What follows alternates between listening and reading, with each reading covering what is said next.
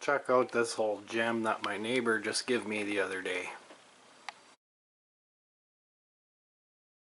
Well, unfortunately, it was sitting upside down on some stuff with the blades attached. You can see that blade kind of got a little warped in the middle there. I think one of the brackets maybe bent just a little bit. This one here you can see has like barely any pitch at all. I think really just looking at it, it looks like the clock is still good.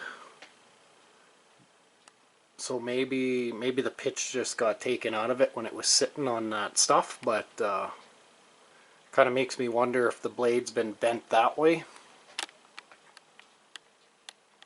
But for the pitch to be that flattened out, you'd think you would actually notice the blade out of clock.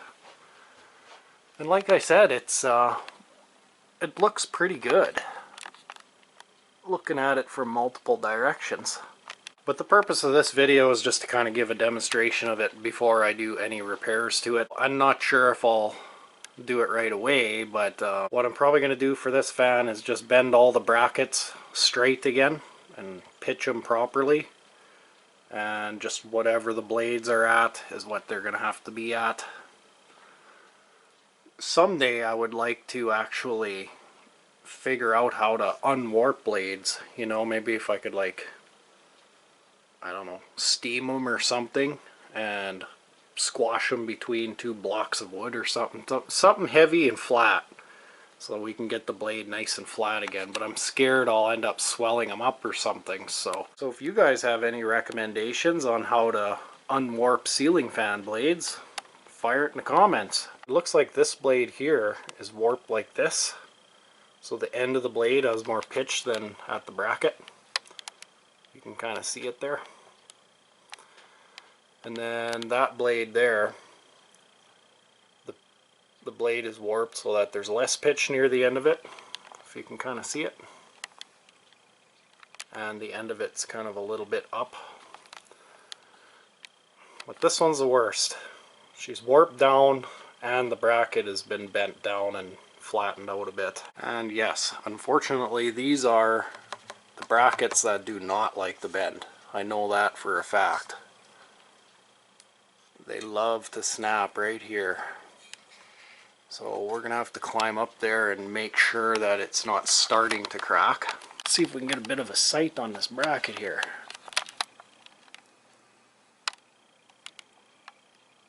It doesn't appear to be cracked. My hopes are high that it won't snap. But yeah, again, like I said, man, these brackets do not like the bend. It didn't come with the light shades.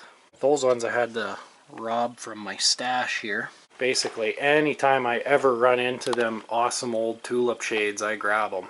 Luckily, just about every time I go to my local secondhand store, they have one or two sitting there, so they only charge 50 cents for them. Oh yeah, and the reverse pull chain is almost gone. That's lucky, boy. She's just about unsavable. So I'll have to find another piece of chain for it too someday when I make a video of it all fixed up. Anyways, enough babbling. Here's high speed.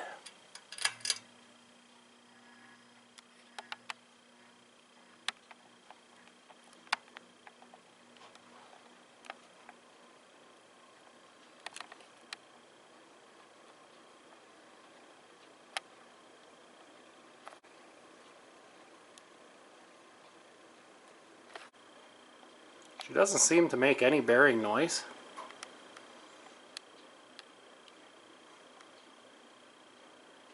The blades turn really easily, so she's got good healthy bearings in her. She is a bit of a hummer. It makes more hum on the medium and low speeds, which you'll hear in a bit here. But even with her goofy pitched and warped blades, she still whirls up a nice little storm in here. And it is flush mounted, so it's gonna be a little more restricted. I notice especially with 52-inch fans, they just about have to have a down rod if you want the full performance out of them. But you can see those plants are dancing pretty good over there. Like, we're getting 100% room circulation. Although it's not exactly a large room, but you can see even these plants are dancing around a bit.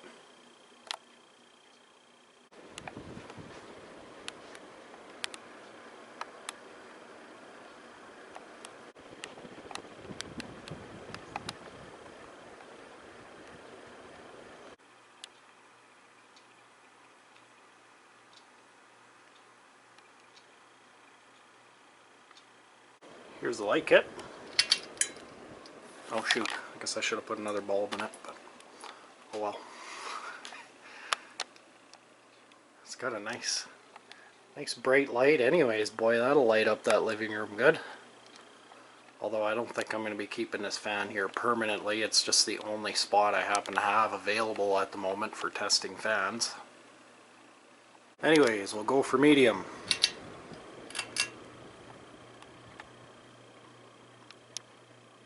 Now you can hear that hum, eh?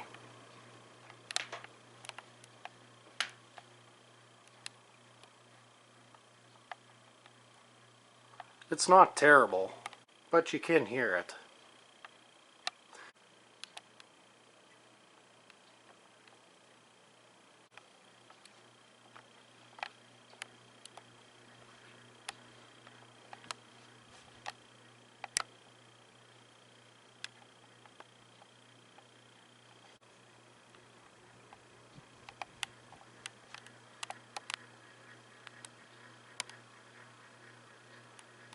Anyways, low speed.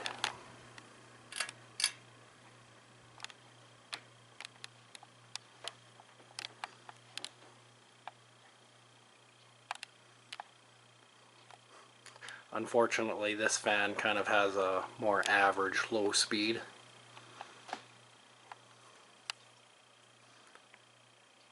It doesn't have a nice slow low speed like that one over there. Although I wouldn't call that a total write-off or anything.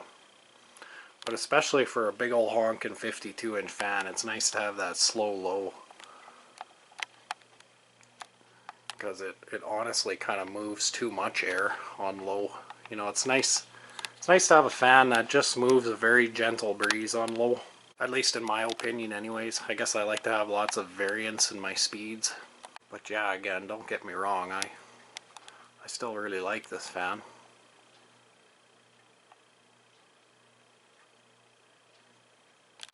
I can't remember if I already said this, but the hum isn't that bad. It's just if you're right under it, you can hear it. But if you're like, you know, over here at the other end of the room, you can't even hear it at all. Well, maybe a wee bit. And this thing came flush mounted. This is the era of Canarm where the ball actually hung in the canopy, but instead of it just being on the canopy itself, it has like this extra like curved ring thing that attaches to the bottom of the canopy, and then the ball sits in that. So it's at least a bit nicer than just straight up cheapo canopy hangers. The only problem with this style is 9 times out of 10 that thing isn't gonna be with the fan. You know, if somebody's decided, you know, the person who bought it new wanted to flush mount it, they just chuck that little extra piece in the garbage. So that's it. You can never ever hang this fan on a down rod unless you find another one of them little things. But I mean, that's fine. Person, if you really wanted to hang it on a down rod, you could just buy a new bracket kit with a down rod. As long as you can find a bracket that'll fit in the original canopy. Unless you just don't care about having the original canopy. But I'm usually a pretty diehard about having as much original as possible. Anyways, let's just check out reverse real quick.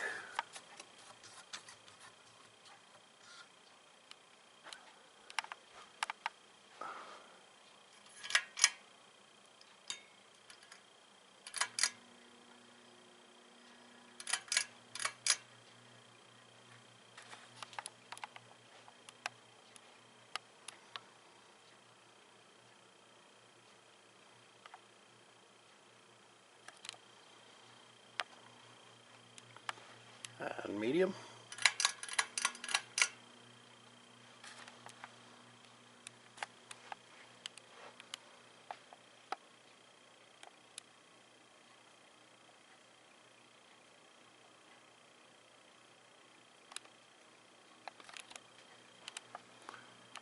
And high.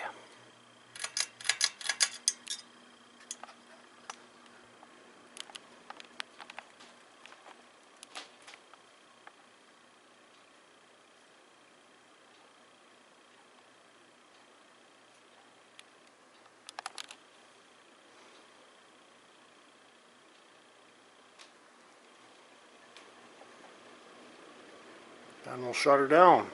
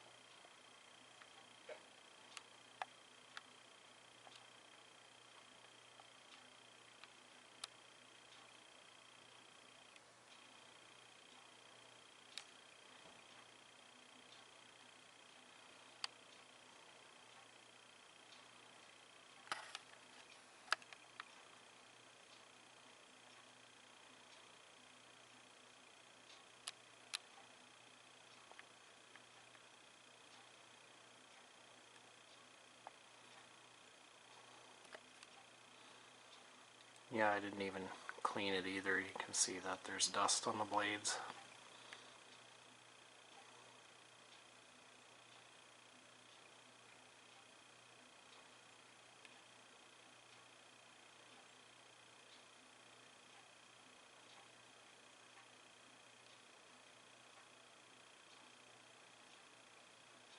And there she is.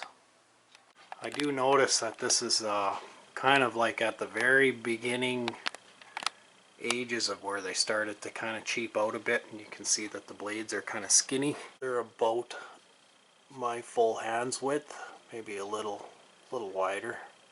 Although this isn't the same brand of fan, but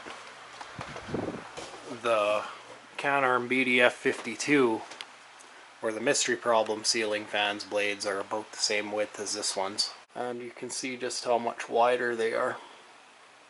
This one's got some big juicy blades. But anyways, that about wraps this one up. Hope you guys enjoyed. And you never know, maybe I'll actually record straighten these blades out someday just in case one snaps.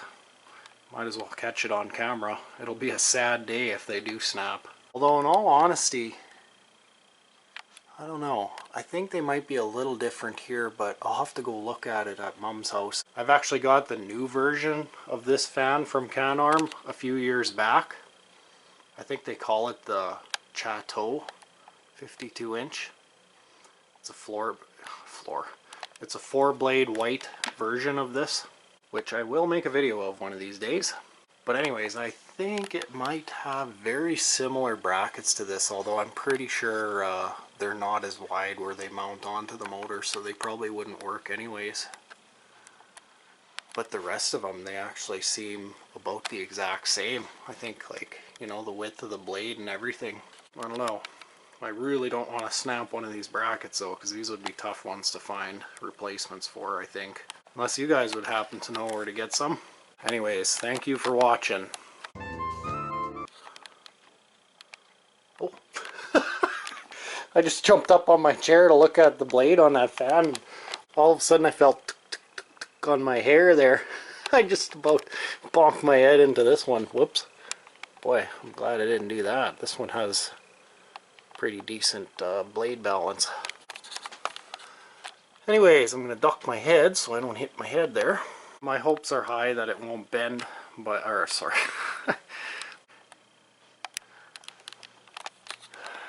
And this thing came flush